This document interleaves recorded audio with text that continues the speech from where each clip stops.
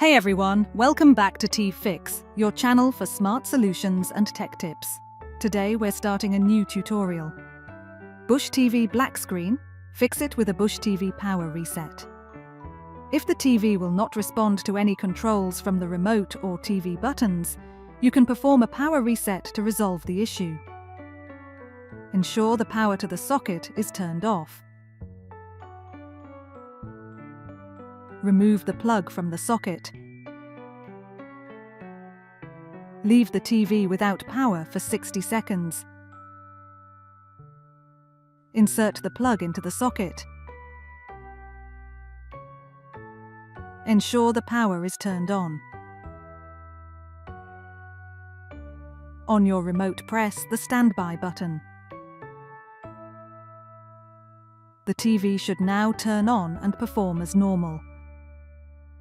That's it for today's tutorial.